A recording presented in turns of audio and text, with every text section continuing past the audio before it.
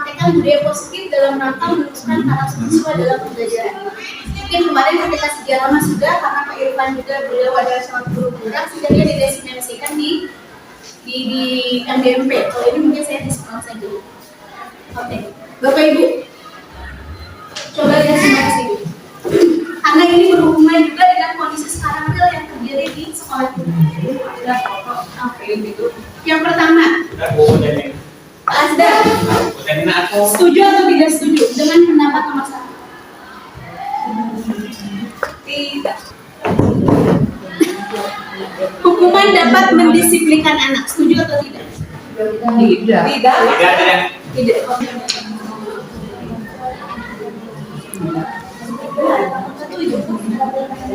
Pemberian hukuman dengan hal positif seperti membaca, setuju tidak? Oke, dari setuju dan tidak. Setuju.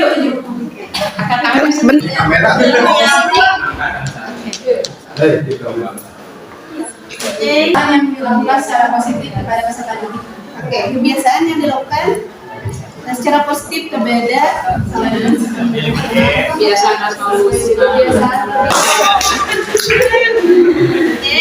Ibu semua. Ini ada contoh kasus ya. Suatu hari Irfan terlihat kegiatan terus menerus dengan temannya sehingga ia tidak dapat untuk pindah ke depan agar Irfan dapat memperhatikan sebuah pelajaran.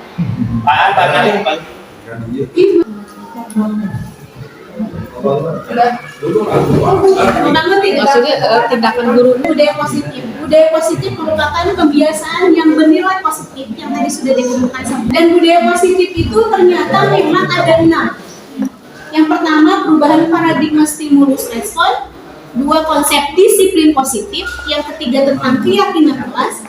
Yang keempat, pemenuhan memahami perilaku mereka sendiri, mengambil inisiatif, tanggung jawab atas pilihan mereka dan menghargai diri sendiri. Oke, jadi Bapak Ibu semua, kenapa ingin ada budaya positif ini?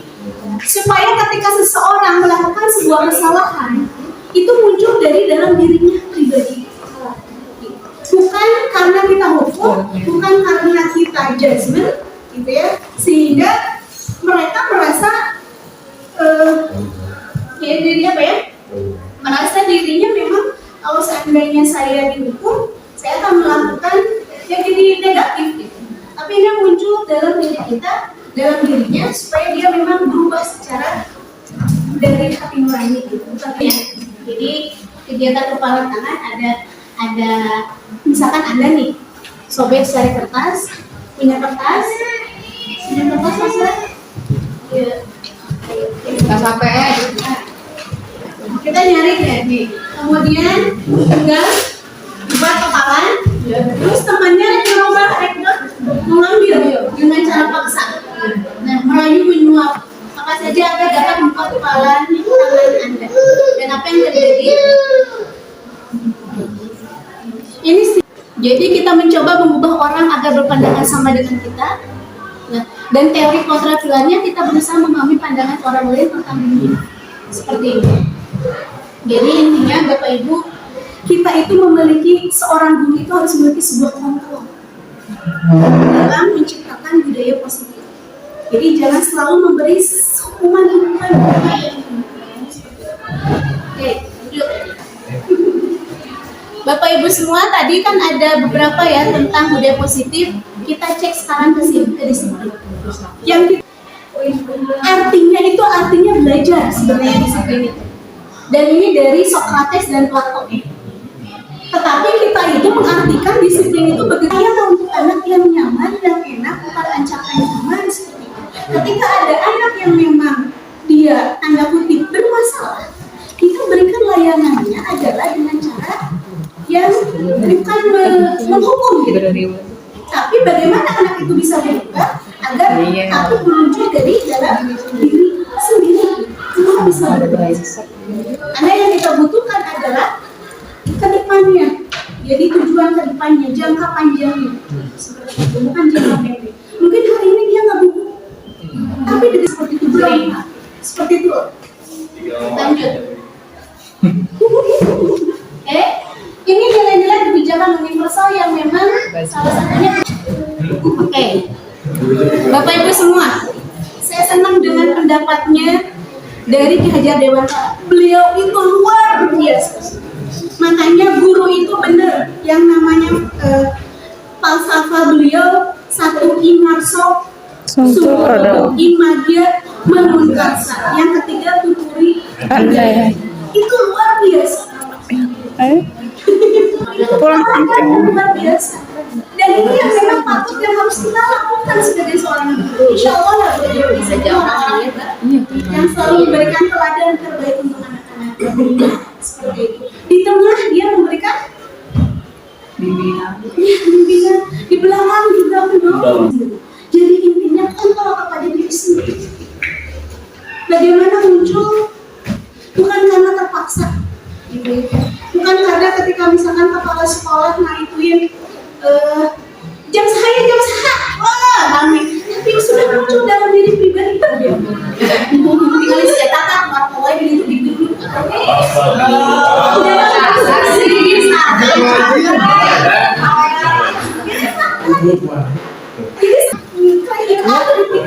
Ya. Intinya kembali pada diri saya benar-benar belum gitu.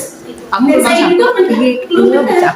Sehingga ada kalanya memang teman sejati itu adalah teman yang selalu memberikan kita kepada kebaikan. Ketika kita ada salah, diingatkan. Aku juga ngerti. Ya, kamu salah ya, kamu bisa Positif. Apa bedanya hukuman dengan konsekuensi? Konsekuensi sesuai dengan apa yang dilakukan. Nomor 3, Hukuman. Yang keempat, hukuman. Nomor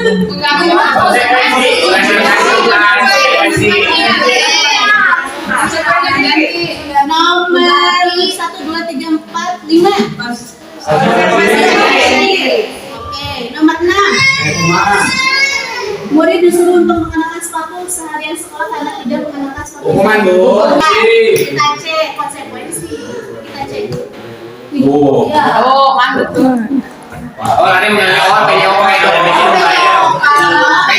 tidak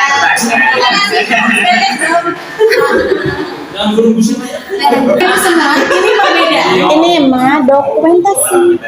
Ini perbedaan antara Disuruh hukuman beli dan konsekuensi. Kalau hukuman itu adalah sesuatu yang menyakitkan dan harus tegas. Tetapi kalau sesuatu konsekuensi itu sesuatu yang memang harus terjadi.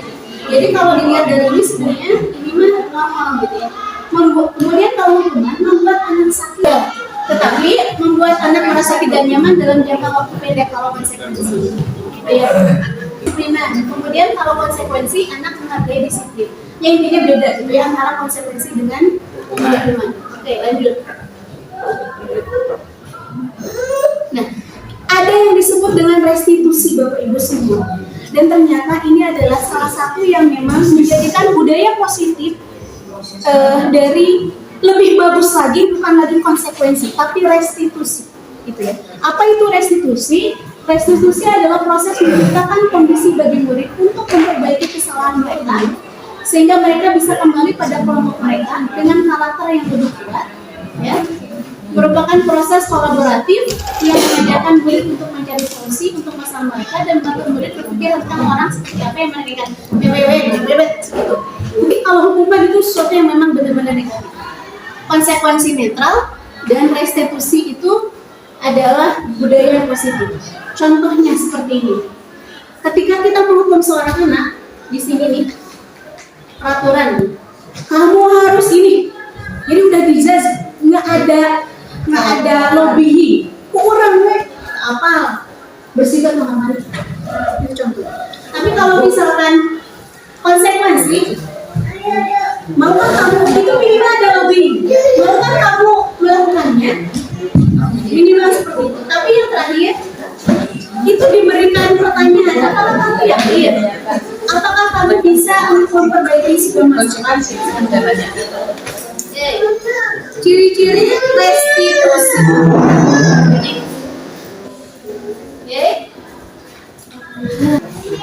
Nah, kemudian Bapak Ibu, ini yang pernah saya lakukan dengan anak-anak ketika kemarin saya buat salah satu restitusi apa gitu ketika ada sebuah permasalahan. Saya buat, nah suara nggak ada ya? Ada 3. Ketika ada sebuah masalah, ditanyakan dulu gitu lah. Gitu ya. Nah, tabayun dulu, menstabilkan identitas. Oke. Yang kemudian baru yang kedua memvalidasi, menanyakan keyakinan sampai dia sendiri yang mencari solusi terhadap permasalahan dia. Ya, kasus ke-1.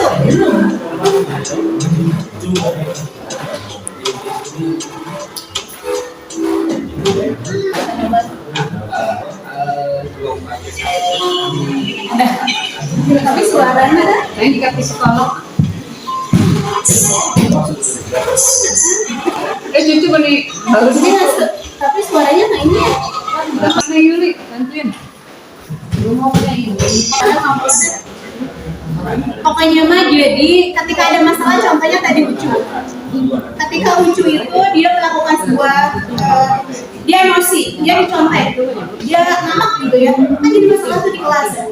Nah, kita sebagai seorang guru harusnya menstabilkan identitas contohnya seperti ini. Ketika misalkan Ucu, saya mendengar dari teman Ya, tunggu ya Bu ya. bahwa kamu ini nama kamu ya seperti itu benar. Ditanyakan dulu seperti itu. Oh iya Bu, benar. Oke. Kenapa kamu melakukan seperti itu?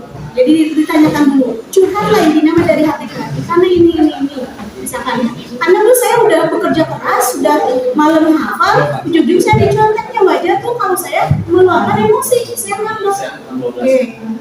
Dan kita berikan keyakinan ketika ini stabilkan itu, kalau saya berada di posisi Ucu, pasti saya juga akan melakukan seperti itu. Jadi seolah-olah memang aku dulu. Kalau saya posisi Ucu, pasti saya akan melakukan seperti itu. Tapi menurut Ucu, Anda kan kembali bagus nggak seperti itu? Dia berpikir, oh iya Bu, nggak akan bagus. Nah, kata Ucu itu nggak akan bagus. Dan saya hargai Ucu sudah memberikan kejujurannya bahwa itu nggak bagus. Kira-kira solusi apa yang menurut Ucu yang lebih bagus ketika melakukan sebuah kesalahan ini? Karena teman-temannya dia sakit hati, teman-temannya seperti ini. Oh iya Bu, berarti saya harus ini muncul pengakuan dari diri bahwa dia yang merasa bersalah. Seperti itu. Jadi dari segi dari permasalahan ini kan diinginkan adalah muncul dalam diri sendiri sehingga mengakui dan tidak sampai melakukannya lagi. Seperti itu katanya. Nah, kemudian selanjutnya Bapak Ibu semua tadi juga mengapa sih kita itu sedikitnya peraturan itu kan seolah-olah disiplin, peraturan harus ini, harus itu sesuatu yang memang jadi apa ya? Anaknya jadi sebuah kesepakatan kelas. Kita ubah peraturan kelas. Kalau peraturan kelas biasanya munculnya dari kita. Iya. 1, datang harus tepat waktu. Ke apa? 2, menjaga kebersihan seperti ini seolah instruksi gitu ya. Tapi berbeda kalau dengan kesepakatan kelas. Mungkin lebih ke sebenarnya dua-duanya itu sama intinya, tapi beda cara untuk dikelolanya seperti itu. Dengan kesepakatan kami, guru dan murid yang saling bertanya. Kami murid yang semangat untuk belajar. Kami murid yang peduli dengan teman-teman. Dan ternyata itu semua dimunculkan dari anak yang membuat seperti itu. Kebutuhan dasar manusia kemudian saya kontrol. Nah, Bapak Ibu semua, ini yang penting juga tentang seorang guru itu di sini identitas gagal untuk sukses. Sebagai maksudnya tuh menghindari hukuman. Jadi ada yang sebagai penghukum, pembuat rasa bersalah. Ini sesuatu yang salah seperti itu. Tapi harusnya seorang guru itu dia harus harusnya menjadi teman, harusnya menjadi pemantau, dan yang lebih bagus dia sebagai manajer seperti itu. Nah, jadi contoh guru berbuat misalkan contoh yang menghukum bunga, nunjuk-nunjuk, menghardik, menyakiti, nyindiran, berbuat rasa bersalah, nah, berceramah, ibu kecewa, kamu teh gini. Nah, kalau misalkan sebagai teman, aku kecewa, sebagai teman dia diajak untuk bicara. Coba alasannya kenapa kamu melakukan ini? Misalkan kasusnya narko, kenapa kamu alasannya kamu merokok? Kan kalau misalkan yang hukum maneta apa kan ternyata mas ayah di kampus aku kan misalnya itu lihat ini sudah seperti itu. Tapi kalau sebagai teman mungkin diajak untuk berbicara, dia mengajukan pertanyaan-pertanyaan dan mudah-mudahan ada solusi. Ini tadi sedih restitusi ya Bapak Ibu ya. Oke, mungkin itu yang bisa saya sampaikan. Mohon maaf yang sebesar-besarnya, sebenarnya itu banyak dan sebagainya, tapi karena waktu. Nomor hiji Pak Asdar, silakan. Refleksi. Apa Pak Asdar? Kepada hal yang lebih positif, dan kita tidak hanya langsung menjudge anak itu salah, karena dengan langsung kita mendekatkan, dia merasakan untuk merasakan yang ada di kelas, dia juga ikut merasakan. Karena itu saya udah dipraktekkan si A misalkan oleh guru-guru lain dibicarakan ini dan lain sebagainya dengan pendekatan hati ke hati. Kita berbicara dilibatkan bahwa kita harus memiliki kelas, harus bisa memberikan yang terbaik, dan dia merasakan buku ya tentang diskriminasi ini menurut jadi pencerahan lah, karena saya sebagai kesiswaan saya buat buku saku, kan selama ini buku saku nggak ada tuh. Ketika saya menjabat kesiswaan baru ada. Saya juga berpikir harus merevisi buku saku itu, karena yang saya tahu tadi kan jangan hukuman ya, dengan poin-poin itu saya kan hukuman semua ya. Berarti saya harus berubah dan harus ganti dengan reward itu seperti itu ya. Saya cuma harus dianalisis juga masalahnya gini, kalau anak di sini ya harus jadi Waalaikumsalam. Kita pandangan kita bahwa guru itu tadi bukan hanya atau menegakkan hukuman. Tadi kan mungkin dari